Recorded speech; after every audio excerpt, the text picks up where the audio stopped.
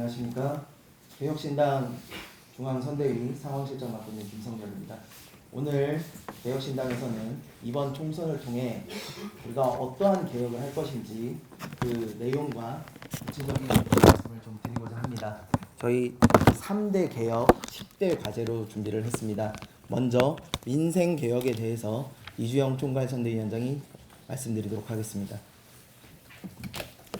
안녕하십니까. 개혁신당 비례대표 1번 총괄선대위원장 이주영입니다. 저는 민생개혁에 대해서 먼저 말씀드리겠습니다. 민생개혁은 크게 4가지로 구분됩니다. 첫 번째부터 말씀드리겠습니다. 과제 1. 구연금과 신연금의 완전 분리, 국민연금 개혁. 개혁신당의 민생개혁, 그 첫 번째로 국민연금 개혁을 이야기하고자 합니다. KDI에 따르면 현재 우리의 국민연금은 30년 뒤인 2054년이면 바닥을 드러냅니다. 기금을 다 소진하고 난 뒤에는 지금 보험료의 약 4배에 달하는 보험료를 내야만 합니다.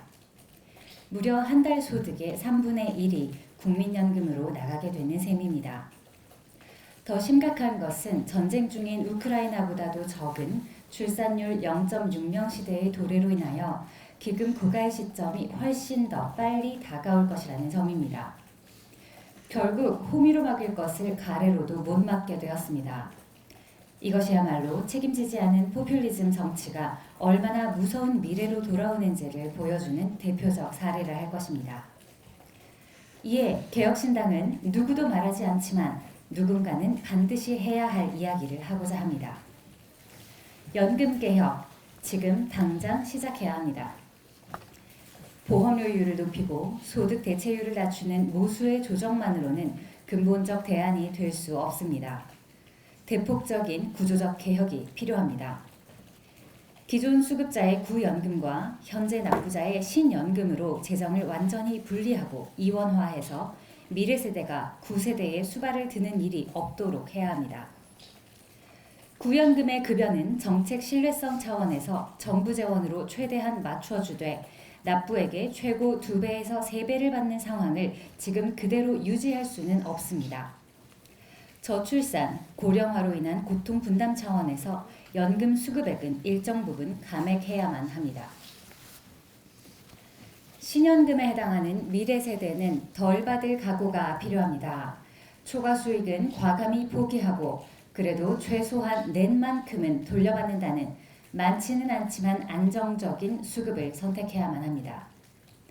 급격한 저출산에도 영향을 받지 않고 영구적으로 안정적 연금을 지급하기 위해서는 납부 시 수급액이 정해지는 확정급여형을 연금을 받을 때 급여가 결정되는 확정기여형으로 전환해야 합니다. 또한 KDI 모델에 따르면 보험료율도 15.5%까지 올려야만 하는데 이는 현실을 감안하여 13년간 0.5%포인트씩 단계적으로 인상하겠습니다. 이때 발생하게 될 재정적 손실은 구연금에서 감액된 급여를 재원으로 보전하면 됩니다. 이렇게 되면 구세대의 고통 분담과 미래 세대의 초과 수익 포기로 세대 간 형평성을 제고하고 국민연금의 안정화를 꾀할 수 있습니다. 연금개혁, 지금 하지 않으면 빚만 눈덩이처럼 불어날 뿐입니다. 개혁신당이 바꾸겠습니다. 두 번째 과제입니다. 지속 불가능한 대한민국 의료 어떻게 바꿀 것인가? 우리나라의 의료는 전국민 건강보험이 태동한 이래 최대의 위기를 맞이하고 있습니다. 저출산, 고령화, 인구의 감소와 더불어 왜곡되고 편향된 의사결정 체계와 도덕적 해이를 부추기는 여러 요인들로 인해 현 추세의 의료 이용으로는 수년 내에 건강보험 재정의 고갈과 적자 전환이 예상됩니다.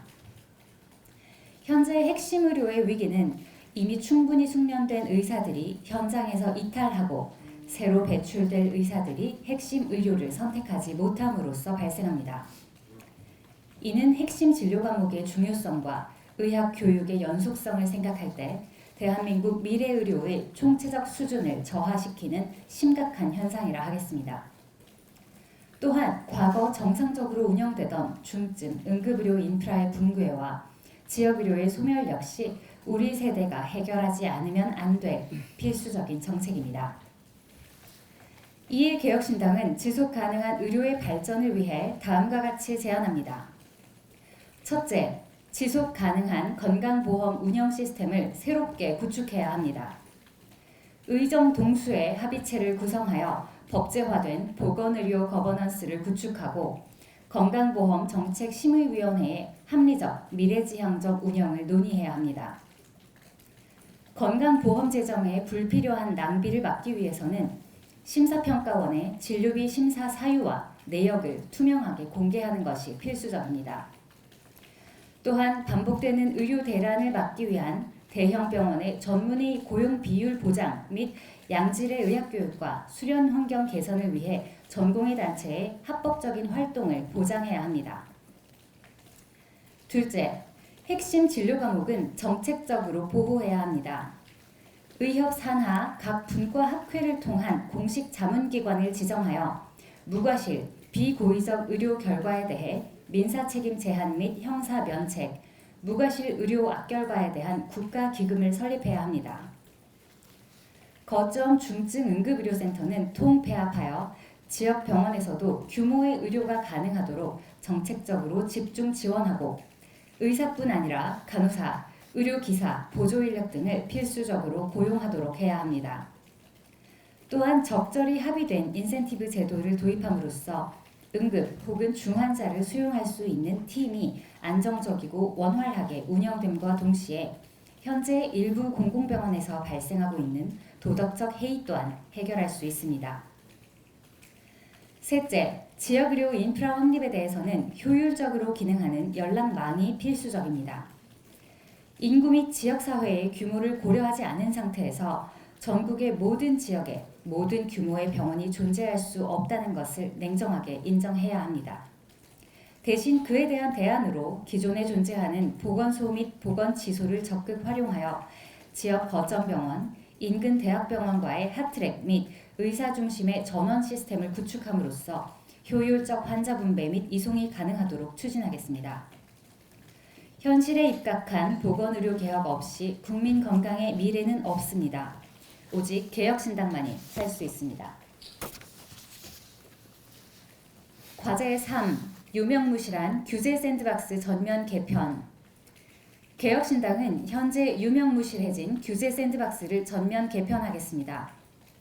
신기술, 신산업에 대해 규제 완화 측면에서 선허용, 후규제 취지로 도입된 규제 샌드박스는 도입 취지가 무색하게도 오히려 스타트업의 발목을 잡는 규제 블랙홀이 되어버렸습니다.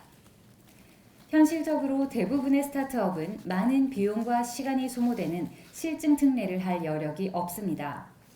또한 영국의 경우 6개월, 일본의 경우 최대 1년이면 해결되는 실증 특례가 우리나라에서만 기본 2년에 추가 2년까지 최대 4년이나 걸리고 있습니다.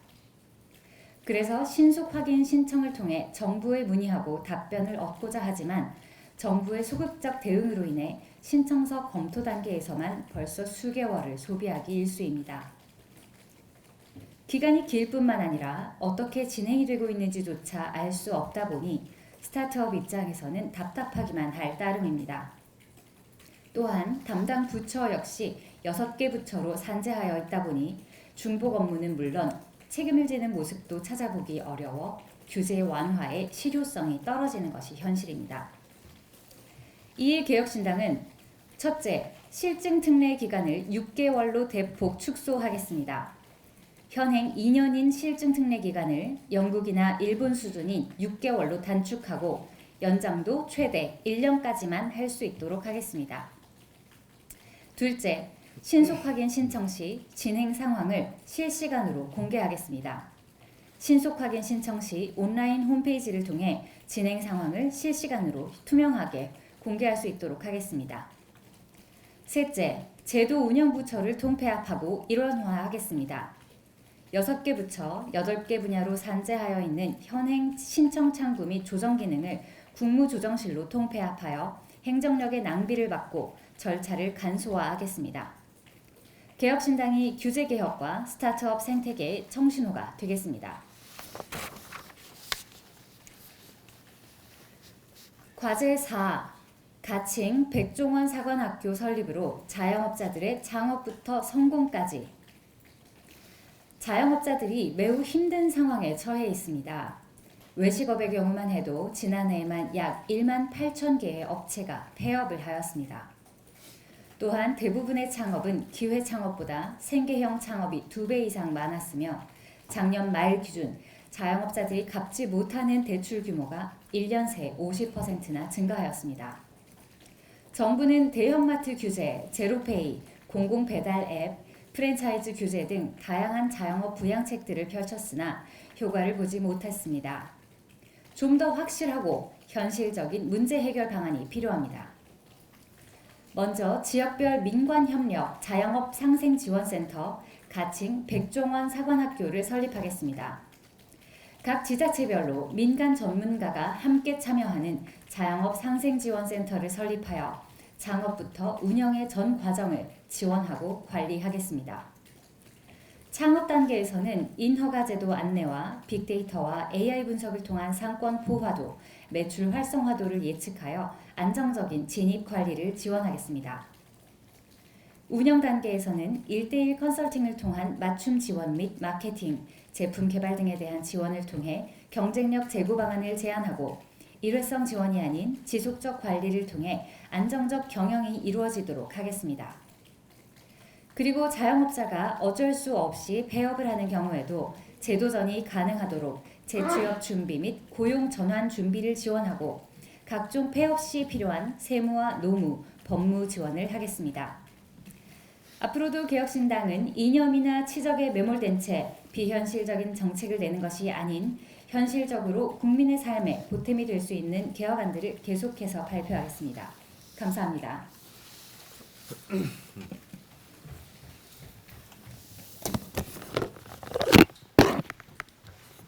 다음은 정치개혁 분야에 대해서 천하람 교과전위원장이 발표하겠습니다. 네, 안녕하십니까. 천하람입니다. 네. 저희 5번째 과제입니다. 저희 정당 국고보조금 폐지인데요. 개혁신당의 정치개혁 첫 번째로 정당 국고보조금을 폐지하겠습니다. 올해 40 총선 선거보조금으로 총 501억 9,700만 원의 세금이 정당에 지급됩니다. 의석이 많은 두 정당이 가장 많은 국고보조금을 받습니다. 더불어민주당은 188억 원, 국민의힘은 177억 원 가량입니다. 심각한 것은 양당의 위성정당도 각 28억 원 가량을 지급받는다는 것입니다. 꼼수 위성정당은 의석은 물론 세금도 도둑질하고 있습니다. 현역 의원이 5명 이상인 정당은 26억 원 이상 지급받고 심지어 존재조차 희미해진 민생당도 지난 선거 결과를 바탕으로 10억 원가량 세금을 지원받습니다.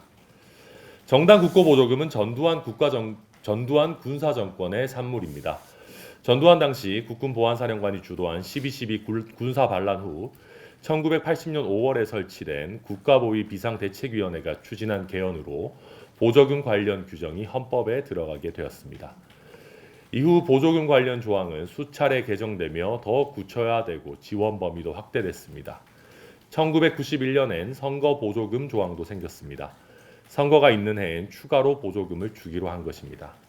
정당들은 셀프 입법으로 각종 보조금을 계속 늘리고 있습니다.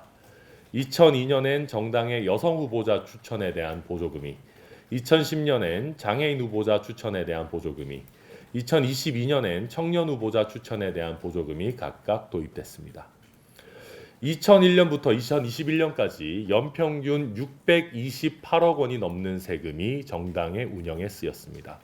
총액은 무려 1조 2,570억 원에 이릅니다. 과도한 국가보조금은 정당의 자생력을 훼손합니다. 정당은 국가기관이 아닙니다. 정당은 정치적인 뜻을 같이 하는 당원들이 납부한 당비에 의해 운영되는 것이 당연합니다. 세금에 의존해서 정당이 운영되다 보면 국민의 지지를 적극적으로 모을 필요가 적어집니다. 실질적인 당비를 받을 필요성이 낮다 보니 선거 때 갑자기 1,000원 당원을 끌어모아 당내 경선에 영향을 미치는 행위를 제약할 이유도 없습니다. 한국 정치가 갑작스러운 조직 동원에 취약한 근본적인 이유입니다.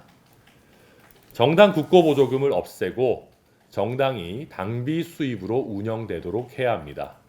꼼수 위성 정당이 추가로 세금까지 받아가는 일은 없애야 합니다.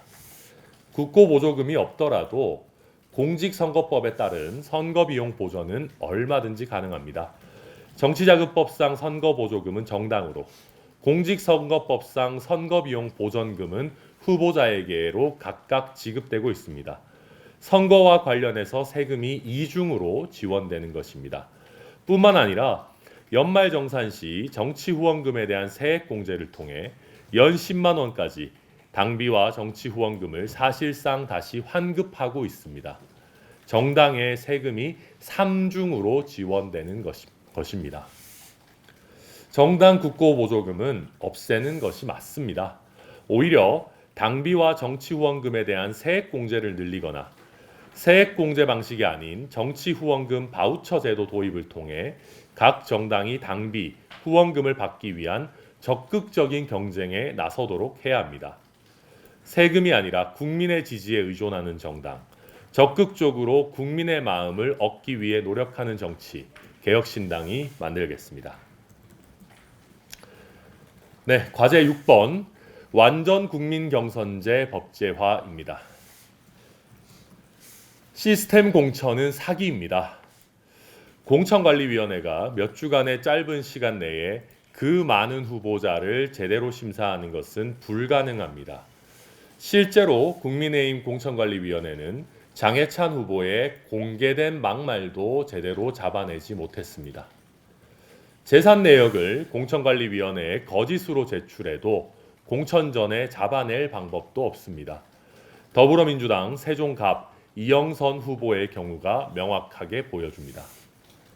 그럼에도 시스템 공천이라는 거짓 표현을 꾸역꾸역 쓰면서 지금의 시스템을 유지하는 것은 당대표의 공천권을 지키기 위해서입니다.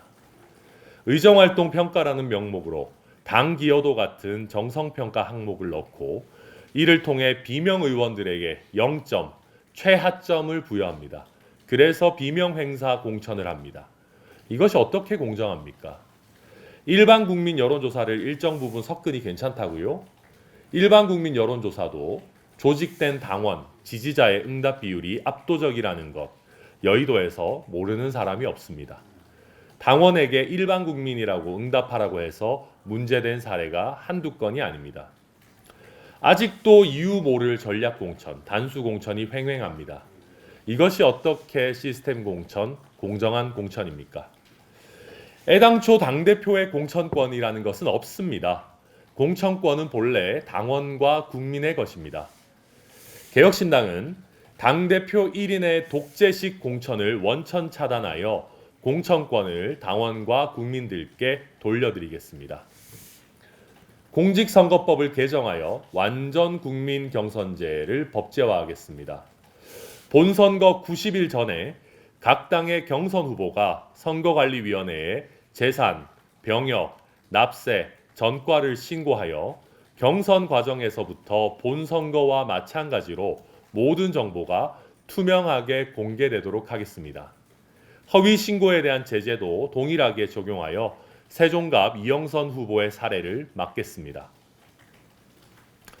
본선거 60일 전에 선거관리위원회의 선거관리 하에 국민이 본선거와 동일하게 투표소에서 각 당의 후보를 선출하는 완전 국민 경선 방식의 예비선거, 즉 오픈 프라이머리를 치를 수 있도록 하겠습니다. 당대표가 공천권을 사유화하려고 수단과 방법을 가리지 않는 현실에서 모든 정당이 완전 국민 경선제에 동의할 것을 기대하기는 어렵습니다. 그래서 저희 개혁신당은 각 당이 완전 국민 경선제를 활용할 수 있는 선택권을 부여할 것을 제안합니다. 완전 국민 경선제를 의무화하는 것이 아니라 각 당이 활용 여부를 결정할 수 있도록 법제화하자는 것입니다. 밀실에서 권력자의 입김에 의해 정해지는 후보와 치열하게 예비 선거를 거쳐 국민에 의해 정해지는 후보 중에 누가 더 본선거에서 경쟁력이 있을지는 자명합니다. 그럼에도 자당의 정체성을 지키는 것이 더 중요하다고 보거나 역선택을 우려하여 공관위 공천이나 당원 경선 제도를 선호하는 정당이 있으면 그 의사를 존중하는 것도 좋을 것입니다. 예비선거에 참여하는 경선 후보에게 예비선거 이전부터 일정 기간 동안 정치 후원금을 받을 수 있도록 하면 현역 의원에게만 유리한 현행 후원금 제도의 부작용도 완화할 수 있을 것입니다. 개혁신당은 완전 국민 경선제를 법제화하는 데 앞장서겠습니다. 권력자의 사천, 밀실 공천을 넘어 대한민국 정치를 투명하고 생동감 있게 진정 국민의 것으로 바꾸겠습니다. 네, 7번째 과제입니다. 광역단체장 결선 투표제 도입입니다. 개혁신당은 이미 대통령 결선 투표제를 공약했습니다. 대통령의 선출 방식에 있어 최종적으로 국민 과반수의 지지를 얻은 사람이 선출될 수 있도록 대통령 선거에 결선 투표제를 마련해야 합니다. 그렇게 선출된 대통령 국정 운영의 책임성과 연속성을 강화할 수 있도록 4년 중임제 개헌을 하는 것이 필요합니다. 나아가 광역지방자치단체장 선출에 있어서도 결선 투표제가 필요합니다. 광역단체장 시킬 만한 사람이 너무나 부족합니다. 기득권 양당이 사실상 광역단체장을 독점하고 있는 상황입니다. 그러다 보니 광역단체장을 시킬 인재풀이 너무나도 협소합니다. 권력에 줄 서고 열심히 방탄해서 공천이나 받으려는 인물들이 즐비한 기득권 양당에서는 큰 인물이 씨가 말랐습니다. 박용진은 죽이고 정청래를 중진으로 키우는 공천을 보십시오. 조금박해와 천하용인이 아니라 친명과 윤핵관을 키우는 공천을 보면 앞으로도 나아질 기미가 보이지 않습니다. 기득권 양당이 아닌 여러 정당에서 미리부터 포기하지 않고 자체적으로 광역단체장급 인재를 길러낼 수 있도록 해야 합니다. 단일화의 압박과 부담 때문에 여러 정당이 광역단체장 선거에 도전장을 내기조차 어려운 현실, 이제는 바꿔야 합니다. 다양한 정당에서 경쟁적으로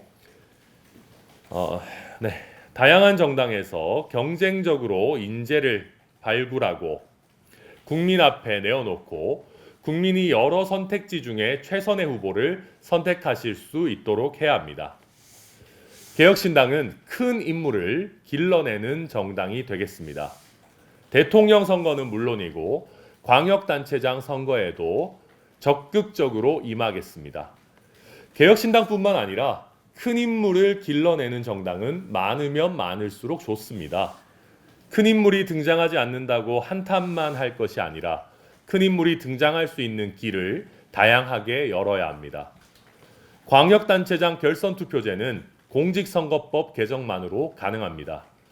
광역단체장부터 큰 인물들을 다양하게 키워내고 결국 그들이 대통령 선거에 도전할 수 있도록 선순환 구조를 만들어야 합니다. 더 이상 정치 초보가 갑자기 대통령 후보로 등장하는 일은 없어야 하지 않겠습니까? 네, 이상입니다. 마지막으로 미래과학기술 분야에 대해서 임지수 개혁추진특별위원장이 말씀 주시겠습니다. 안녕하세요. 미래대비 과학기술 개혁을 위해 3대 과제 말씀드리겠습니다. 개혁신당 과학기술과 함께 열어가는 지속가능한 대한민국 구축을 위한 첫 번째 과제는 R&D 사업 활성화를 위한 개혁입니다. 갑작스러운 R&D 예산 삭감은 연구자들의 성장 기회 상실은 물론 대한민국의 지속가능한 발전과 과학기술 선도 능력에 큰 위협이 되며 여러 가지 부작용을 발생시키고 있습니다.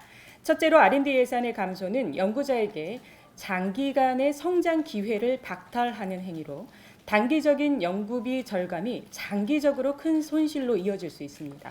두 번째로 연구 성과 소멸로 10년을 잃어버리게 되었습니다. 이미 진행 중인 연구의 중단은 누적된 연구 성과를 소멸시키며 재정비하는 많은 시간과 노력이 소요됩니다. 셋째로 연구체계 붕괴입니다. 연구 예산 배정 과정의 갑작스러운 변경은 연구자와 기관 그리고 연구소가 적절히 대응하기 어렵게 만들었습니다. 연구 중단 및 인력 유출을 초래해서 국가 발전에 큰 손실을 야기할 수 있습니다. 이에 따라 안정적이고 지속 가능한 R&D 투자가 국가 발전의 핵심이 되어야 합니다.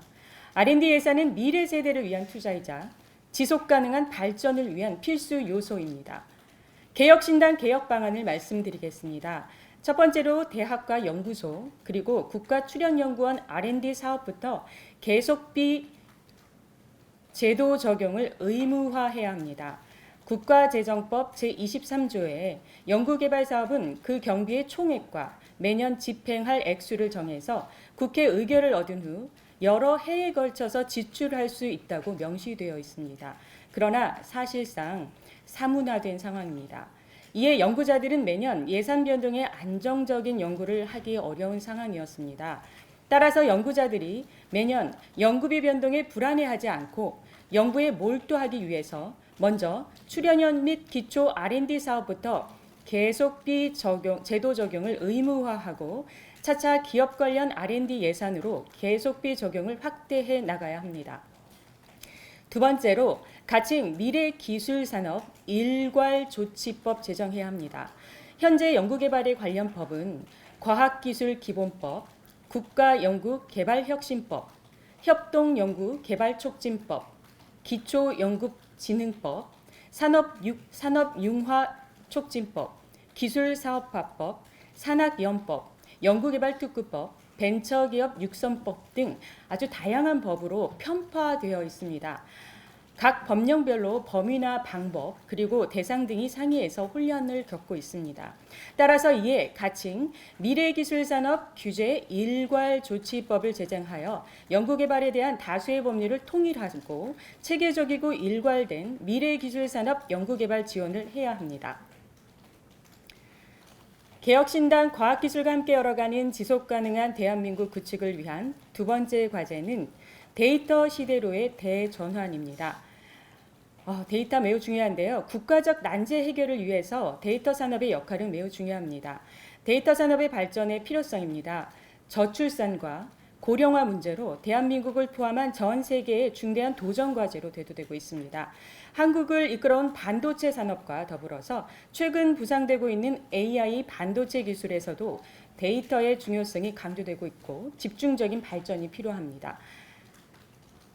이러한 사회적 도전 과제를 극복하고 보건 의료 시스템을 효율적으로 개선하기 위해서는 전략적인 접근이 필요합니다. 이 과정에서 빅데이터의 활용이 국가 미래를 건강하고 지속 가능한 방향으로 이끄는 데 핵심적인 역할을 할 수 있습니다. 빅데이터의 중요성은 빅데이터 활용을 살펴보면 더 강조될 수 있습니다. 빅데이터는 의료 분야에서 개인 맞춤형 의료 서비스, 질병 예방, 조기 진단 등에 기여할 수 있으며 이를 통해 국민 건강 증진, 의료비 절감, 의료 자원의 효율적 배분 등을 가능하게 합니다. 이를 통해서 지속 가능한 의료 시스템 구축에 중요한 기여를 할 수 있고요. 저출산 및 고령화와 같은 국가적 난제 해결을 위해서 데이터 산업의 발전 및 AI 그리고 반도체 기술의 집중적인 발전이 필요합니다. 이렇게 중요한 빅데이터, 한국은 세계 데이터 강국과 비교해서 아쉽게도 20년 넘게 뒤처져 있습니다. 예를 들어 미국, 영국, 에스토니아 등 해외 데이터 강국들은 국가 주도로 데이터 통합 및 관리를 하고 있으며 활용면에서는 개인, 연구자 그리고 개별 기업들이 활용하고 쉽게 접근할 수 있도록 통합 시스템 구축을 진행해 왔습니다. 반면 한국은 여전히 부처 간의 칸막이 문제로 인해 데이터 통합이 어렵고 완성형 데이터의 수집이 불가능한 상황입니다. 이러한 문제는 빅데이터의 효율적 활용을 저해하며 국가 미래 설계에 있어서 중요한 걸림돌이 되고 있습니다. 개혁신당의 개혁 방안입니다. 첫 번째로 빅데이터 시대의 대전환, K-로드 시스템 도입을 강조하고 싶습니다. 에스토니아는 국가 주도로 X-로드라는 빅데이터와 디지털 기술을 통해 병원, 학교, 은행 등 다양한 서비스 제공 간의 데이터를 효과적으로 연결하고 있습니다. 예를 들어서 시민들은 X-로드 시스템을 통해 자신의 의료 기록, 세금 정보, 교육 기록 등 쉽게 접근할 수 있으며 정부는 이 데이터를 기반으로 효율적으로 서비스를 제공하고 있습니다. 우리나라의 경우 데이터 산업의 인프라는 구축되어 있긴 하나 빅데이터의 수집, 저장, 그리고 빅데이터를 활용하는 데 있어서 아직 부족한 현실입니다. 이에 한국형 빅데이터 서비스인 K-로드 시스템을 도입해 각종 정부기관, 병원, 학교, 은행 등의 다양한 정보 제공자 간 데이터를 공유하는 시스템을 구축해야 합니다. 고령화 시대와 다각화되는 사회 구조에서 각 국민에게 빅데이터를 기반으로 알아서 맞춤형 복지, 의료 서비스가 제공 가능해야 합니다. 예를 들어 아이가 태어나면 병원의 기록이 공공기관에 넘어가 별도로 출생신고를 하지 않아도 되고 소득이나 자산의 수준에 따라 받을 수 있는 국가의 복지 서비스를 따로 신청하지 않아도 알아서 지원해주는 시스템을 도입할 예정입니다. 의료 측면에서도 개인별 맞춤형 건강관리로 국민의 삶 질 도모할 수 있습니다. 마지막으로 개혁신당 과학기술과 함께 열어가는 지속가능한 대한민국 구축을 위한 세 번째 과제는 폐터널, 폐광산을 활용한 데이터 센터 증설입니다. 생성형 인공지능, 즉 AI의 수요가 폭증할 것으로 예상되고 있습니다. 이에 따라 전 세계적으로 데이터 센터 증설 붐이 일고 있는데요. 국내에서도 2022년 기준으로 187개가 운영 중에 있습니다. 인천시, 고양시, 김포시 등의 데이터 센터 건립 중에 있습니다. 아울러 적지 않은 지방자치단체들이 지역경제 활성화 차원에서 관련 기업들과 함께 데이터 센터 건립을 추진 중이지만 지역 주민의 반발이 거셉니다. 가장 큰 이유는 전자파입니다. 막대한 전력을 필요로 하기 때문에 초고압선을 깔 수밖에 없는데요. 여기에서 인체에 유해한 전자파가 발생한다는 이유입니다. 이 때문에 혐오 시설로 인식되어서 용인시에서는 데이터 센터 건립 개혁에 제동이 걸리기도 했습니다. 이 문제를 해결할 수 있는 방법은 데이터 센터를 지하화하는 것입니다. 거대한 대심도에 설치할수록 인근 지역 주민에 대해 피해가 줄어들 것입니다. 문제는 비용입니다.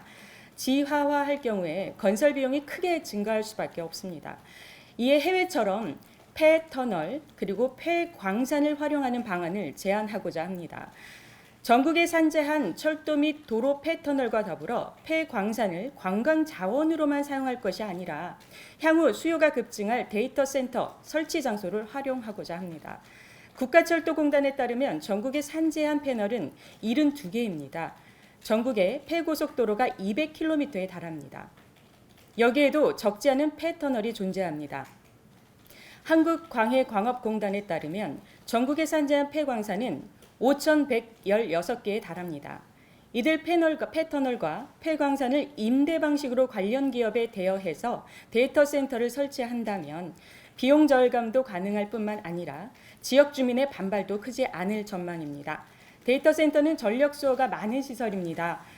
국가에너지기구가 발표한 바에 따르면 2022년 기준으로 전 세계 데이터 센터가 사용할 전력량이 전체 전력 수요의 2%, 즉 400테라와트시에 달합니다. 2026년까지는 최대 3배, 곧 1050테라와트까지 늘어날 것으로 분석되고 있습니다. 데이터 센터가 급증할 우리나라도 동일한 전력 부족에 시달릴 전망인데요. 이를 해결하기 위해 소형 모듈 전력, 즉 SMR을 결합한 데이터 센터 건립도 필요하다고 봅니다. 향후 패터널이 폐광산 또는 대심도 대형 데이터 센터를 건립할 때 소형 모듈 원자도 함께 건설하는 방안입니다. 이런 소형 모듈 원전 결합형 데이터 센터는 글로벌 표준 모델로서 수출 품목이 될 것이라고 생각되고 있습니다. 개혁신당 과학기술과 함께 열어가는 지속가능한 대한민국 구축을 위해서 유일하게 미래의 대안을 제안하고 있습니다. 감사합니다. 네, 이상 개혁신당의 3대 개혁 10대 과제에 대해서 설명을 마쳤습니다. 질문 있으시면 질문 받겠습니다.